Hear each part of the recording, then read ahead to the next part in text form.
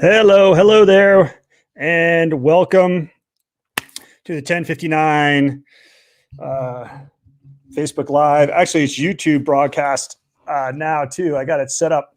Oh, I have this thing on here. I use this little wide angle screen thing in the morning, and I forgot to take it off. On mornings, most mornings, Monday through Saturday, I do a morning movement and mobility session. It's about 30 minutes long, and it happens at 6:30 Mountain Time. And so 8:30 on the East Coast, 5:30 on the West Coast, and then whatever time it is if you live somewhere else in the world. But I don't know what I got to do here. I think I need to elevate my, hold on one second. I'm going to try something. I'm going to have to get a different book. This is my dictionary, and I do need this to be handy.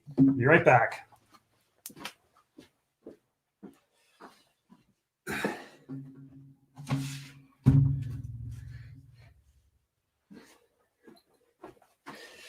I might use let's see.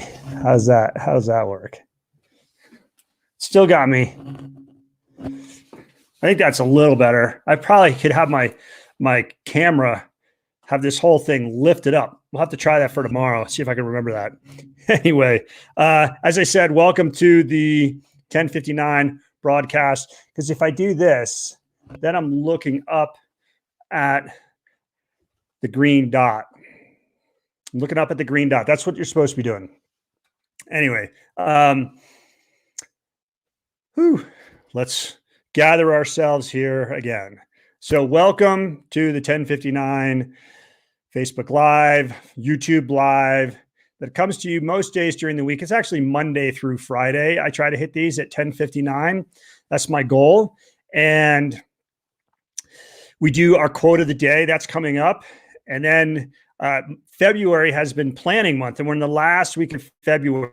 So we're the last few days of talking about planning, and we're getting into the nitty gritty. We really started the beginning of the month. We talked about goals and what type of goals you could have when going for your fitness and health program, and the importance of having goals to achieving the results that you want to achieve.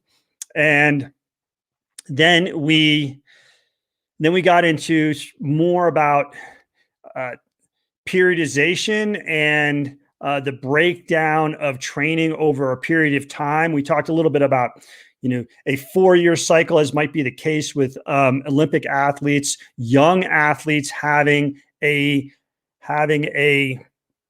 sort of multi-year, like depending on when they start training and when they start to hit their physical prime and their sort of when they can begin using shorter training cycles. So some, like a young athlete might have a 6-year, if you're thinking about training them to be on the world stage in their 20s, they might spend from like 10 to 16 or 17 in a long training cycle. So anyways, we talked about that.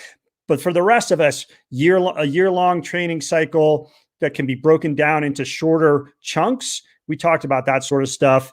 And then last week, what did we talk about last? We talked about training intensities. We talked about reps and sets, and all these different components that go into your fitness program. Because it's not just saying, oh, I'm going to start getting fit and just start going out and running the mileage or hitting the gym and just starting lifting weights. If you want to reach a goal and you want to achieve the best results in sort of the most efficient way in the shortest period of time, then your training has to be organized and set up to maximize your time and your energy or optimize your time and your energy so that you're able to achieve those goals in a timely manner. And so this last week of February, we're going to talk about really get down into the nitty gritty. So another thing that we talked about last week was sort of the exercises that that are going to give you the biggest bang for your buck. And this week, we're just going to talk about how to organize your training session, your week of training, and even we will give a sample program, at least one sample program that will show the arc of training for a period of time and how you break those things down so you have a good idea of what you're going to be doing from a day-to-day basis and even from a week-to-week and month-to-month basis. So let's do the quote of the day. There's something that is sort of bugging me, and I don't know what it is right now. I don't know if it's how how I got the camera set up. Like, I feel like my head's high in the screen, but if I raise the camera, if I twist the thing up, then I feel like I'm looking up too much. Anyway, I don't know. I'll have to figure that out after this. So let's do the quote of the day. Oh, you know what I forgot to do? I totally forgot to do this when I signed on. This will take me 2 seconds. We have to enter the quote of the day. But the good thing is I have the quote of the day right here. And all I got to do is copy and paste it, Command C, and then bring it over into my banner over here. And let's raise that. And then paste it in here. And there we go.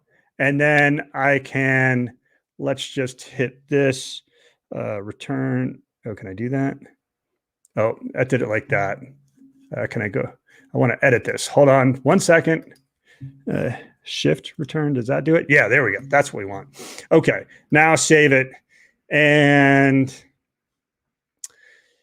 I will show. Here we go. And now show it to you. Okay. So the quote of the day, this is how I like to generally start, or at least near the beginning of these live episodes, is have the quote of the day. And the way the quote of the day works is I just have this collection of quotes that's alphabetized by the source or the person, source or person.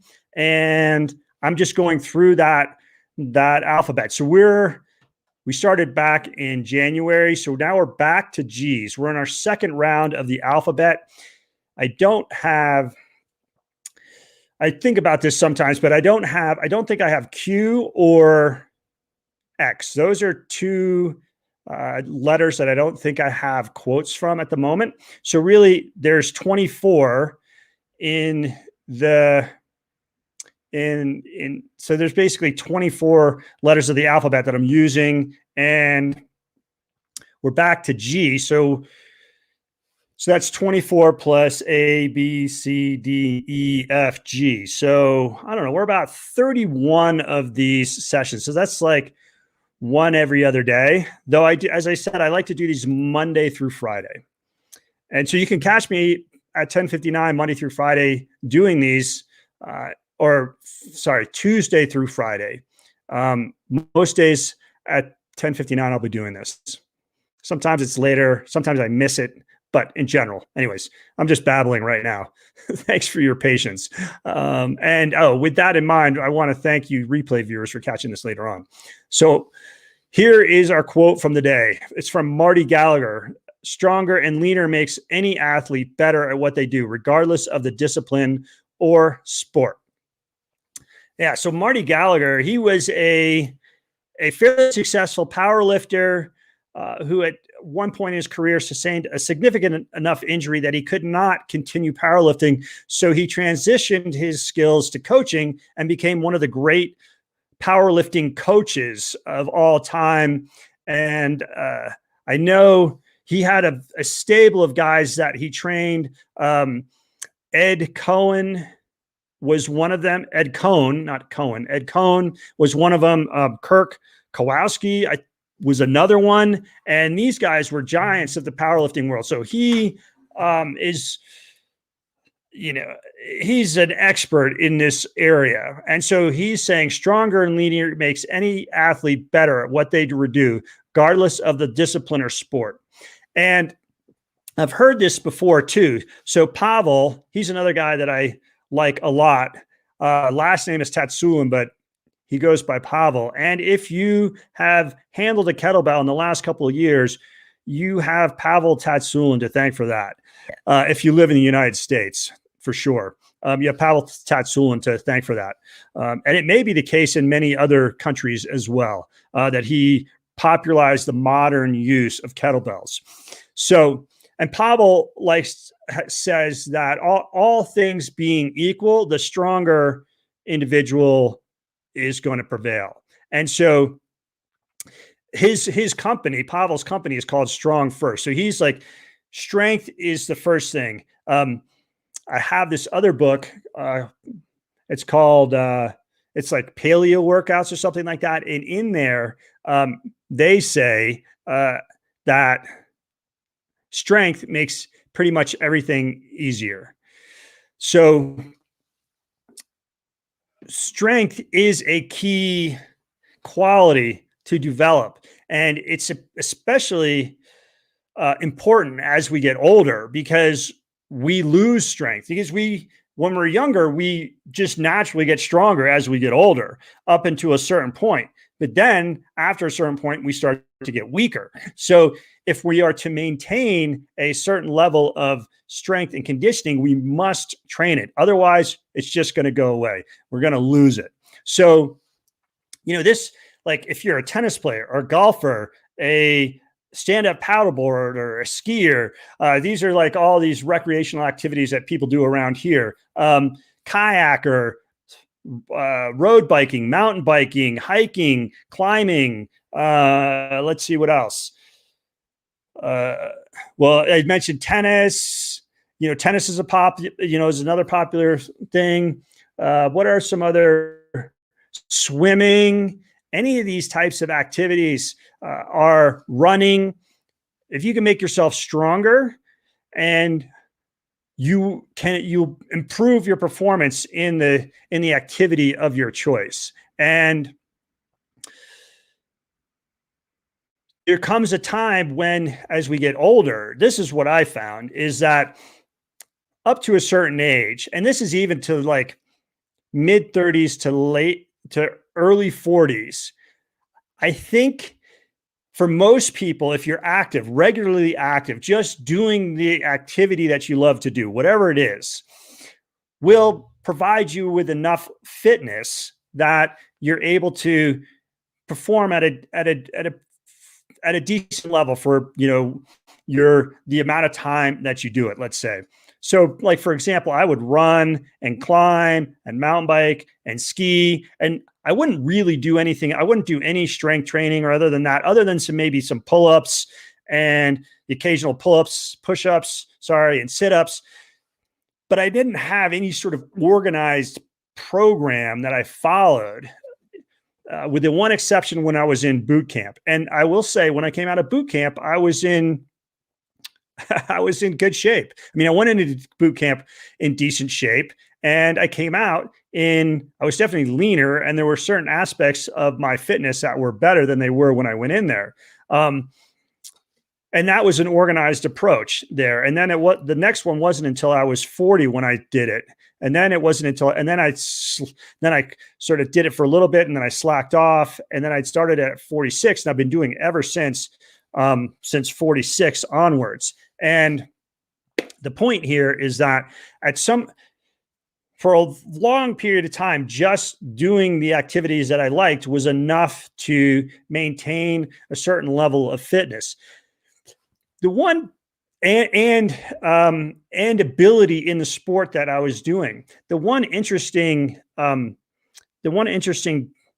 difference might have been with climbing. So it wasn't until I actually started doing some training for climbing that actually my my skill level got significantly higher with some sort of structured training thrown into there. And I climbed my best at age 40 um, with following a strength training program and having a sort of also a climbing training focus to my training as well. So getting stronger will help you at least maintain your current level of sporting ability, if not improve it.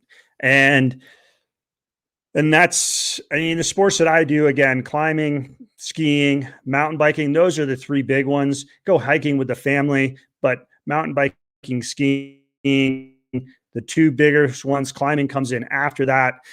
And doing regular strength training for the past, now it's been 6 years, has helped tremendously in my ability to keep doing those sports at a high level. And without doing them, we're talking about doing them like with skiing, maybe once or twice a week.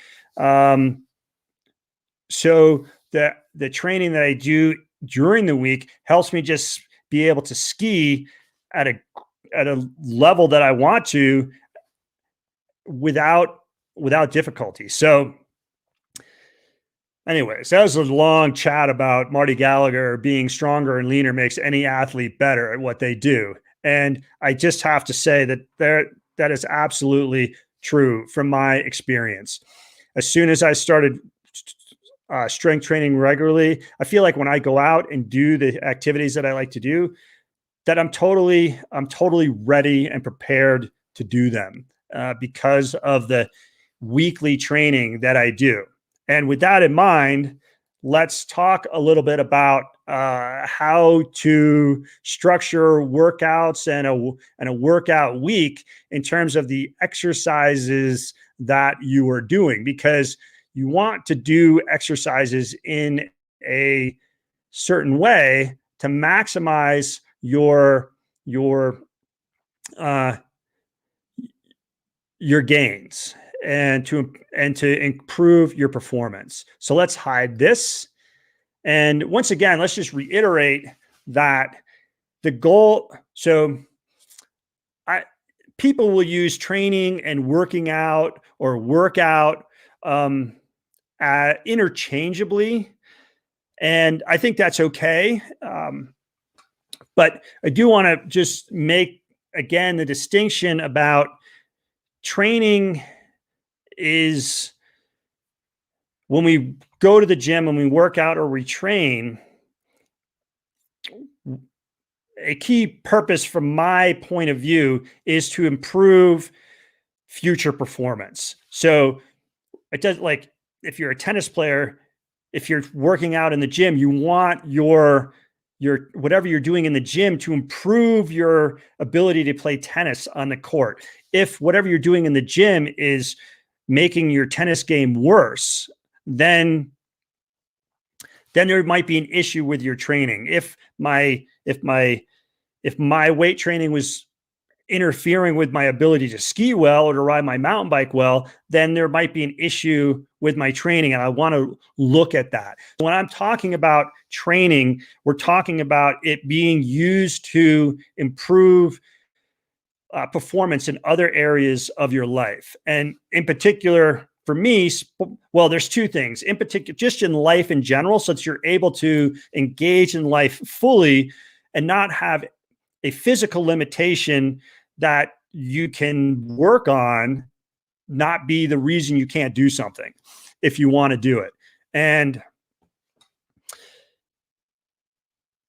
so I just want that, hopefully, I don't even know if that's clear, but I want that to be understood, that when I'm talking about training, the purpose of your training is, from my perspective, is to perform better in other areas of your life. Now, for some people, the going to the weight room and training, that is their main focus, and that's fine too, as long as as long as your training is set up so that you're making gains over the long term, right? So I just don't want you to go in and say, okay, well, now I can bench press my body weight or whatever it is, and then you just stay there for the rest of your time, right? I want I'm not, I don't feel like I'm saying this very well at the moment, because sure, if you can bench press your body weight, that's good, and maybe maintaining that is good. But the general gist is that if you if you get to a certain level and you just stick at that level, your actually fitness is declining. You get what's called accommodation, and your fitness actually doesn't get better, it gets worse. So if you are trained, if you're, if going to the gym and training at the gym that's like your primary physical outlet, that's totally cool, I think. And as long as you are continually growing in your activities at the gym, right? I mean, granted, once you get older, there will be declines will come, right? But slowing down those declines will then be sort of one of the goals, right? When you're at the gym. And so again, when all the stuff that I'm talking about is about sort of maximizing or optimizing your time and your ability to produce results because of the stuff that you're doing in your fitness program. And that's why how you order exercises and how you structure maybe your week of exercises is important. So let me have a drink of water here. I think this hat is giving me a headache. It's a little tight.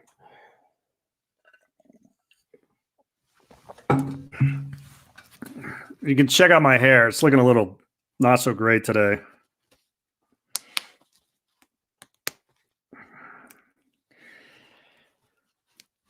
All right, let's put this back on. Oh yeah, there we go. That's a little better. Not so like trying to squeeze my head out, squeeze my brains out of my skull. All right. So, order of exercises. It's been 20 minutes and I'm just getting to this. So, thank you for your patience with me.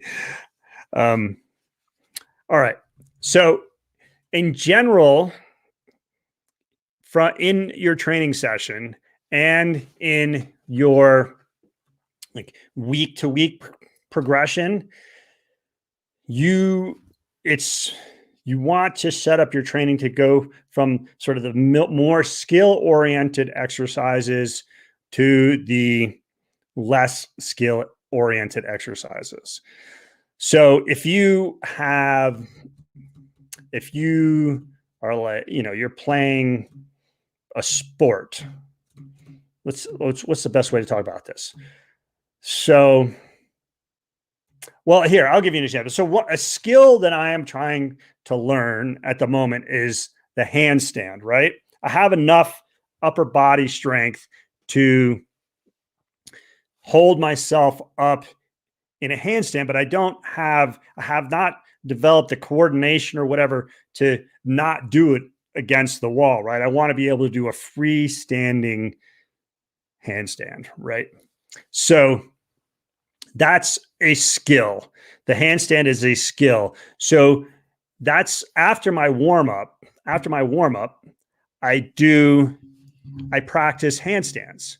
I do 2, 3, 4 handstands against the wall. And each time I'm trying to improve my balance so I'm able to like hold myself up without any support.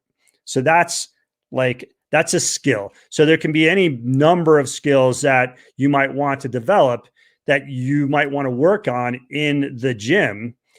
And that would be the first thing that you would do.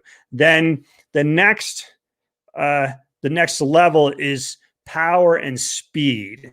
So if your training program has you working on speed, you would then work on speed work after that. As a boxer, you might work on the speed bag or something along those lines. The reason you want to work on skills and speeds because they require, you want to be fresh for those activities, right? They can be very technical, and so you want your muscles and nervous system to be fresh. As your muscles and nervous system become tired, fatigued, you will begin to ingrain bad habits and you won't learn the skill as quickly as you will if you do them when you're fresh. So power is another one. So exercises like the snatch and the clean and jerk, or just the clean, are examples. Standing long jump, vertical jump. These are sort of power exercises, and you want to train those early in your session. And this goes with early in the session and early in the week as well. Now,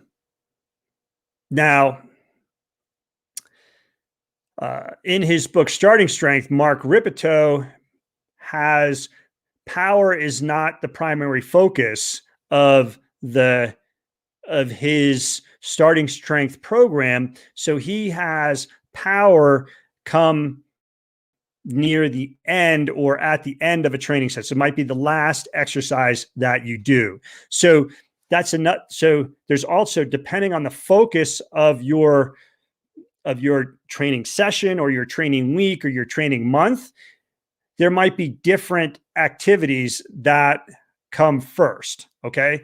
So, but in general, just for generally speaking, you do, again, the skill, agility type stuff first, and you do power and speed. And then after that, you would work on strength, and following strength, you work on endurance. This is sort of the classic flow of exercises if you are combining all of those exercises in a single workout. Now, the same goes for the week. When let's say you take the weekend off, or you've had a couple of days off, that the first training session or two in the week is when you want to, again, focus on that speed and that power, the skills and the agility sort of thing. If, let's say, you're a runner and you want to improve like your running stride, your running cadence and things like that, you would work on that stuff early in the week. And then later at the end of the week, you would do more endurance type stuff where you might be more tired at the end of the week, but it's easier to do that endurance stuff where it'll be difficult to sort of get your body to perform at the level that you want it to for those more technical and skill-oriented activities. So whether it's in your training session or in your training week, you want to put your skill activities early on, and then your power and speed activities, then strength, then endurance. Now, when you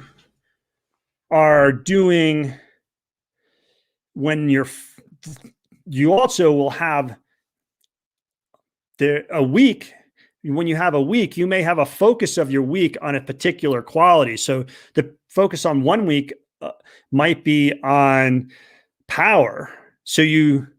But the focus of another week might be on strength. So you might put your strength exercises first and power exercises. This is assuming you're doing both in the same workout, or in the same day. Put the power exercises later in the day, or later in the training session.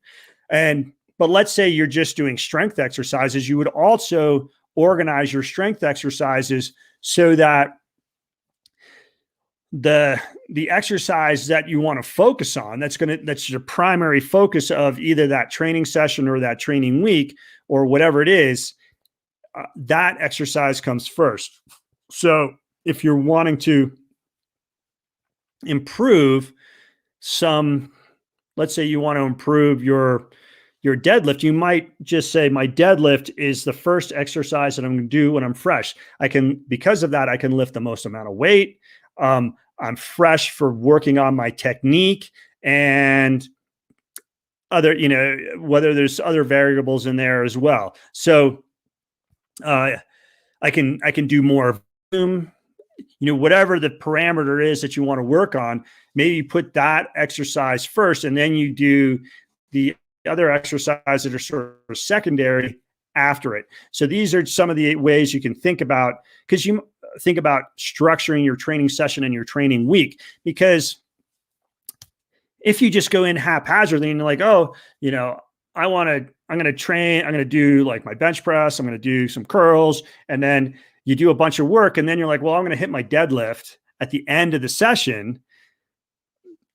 Then you might be tired, and you're just not going to get as good a performance out of that exercise. So some people, what they'll do, if they have no particular quality or lift that they're focusing on, they might just rotate the different lifts each time.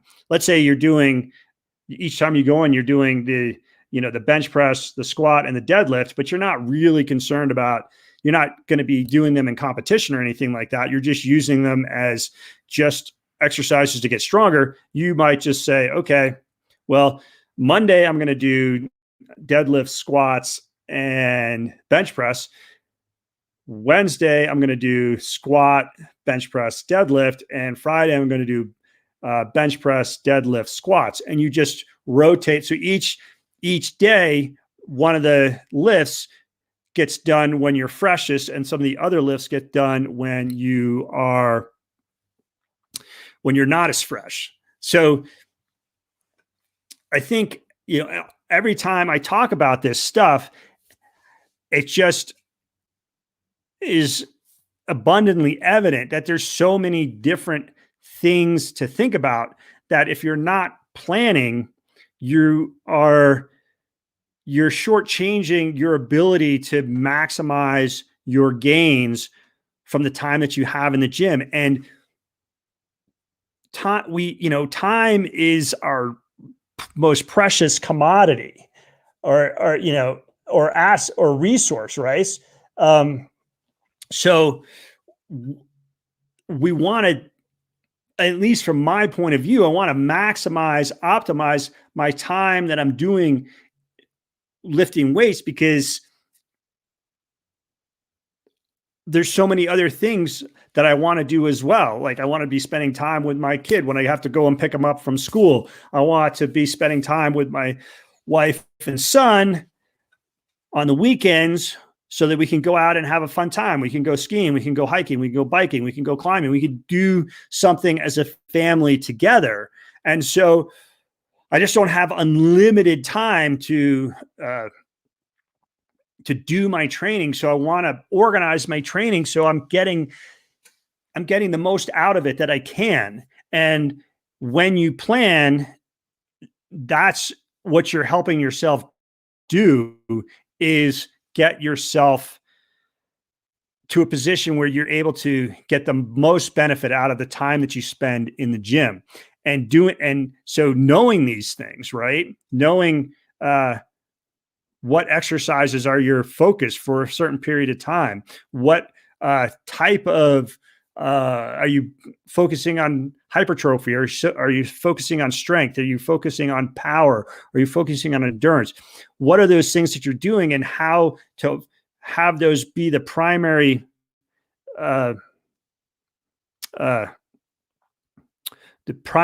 focus? I keep using focus of your training session, of your training month, or whatever the case, or whatever the chunk of time is that you're looking at, right? So these order of exercises, like if you're not that concerned with skills and you're more concerned with strength, then you can do your strength first, and then you can work on skills later. But to get the most out of your skills, if that's one thing that you're focusing on, what is important to you, you want to do that stuff when you're fresh. And with the ordering of exercises as well, generally we talked about this last week in terms of core exercises and assistance exercises, but generally you're going to do the lifts that require more muscles, more muscle mass. You're going to be doing those first, and then the assistance exercises are going to come down at the end of your training session. But in turn, this we're talking about order of exercises is the type of thing you're doing: skill, power, speed, strength, endurance, right? That's how you want to order those during your training session and during your training week. I'm getting a little self-conscious at the moment because I've been talking about for 35 minutes, and I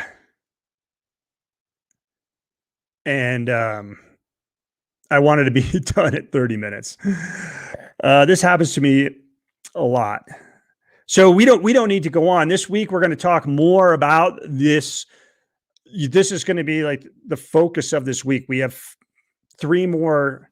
basically three more sessions this week, and on Friday we'll give you a sort of a sample workout in terms of what it looks like over maybe like a 6-week period, and then how the weeks might be organized, and then how the actual training days might be organized, so you can get a feel for the flow of that, the flow of what a well-programmed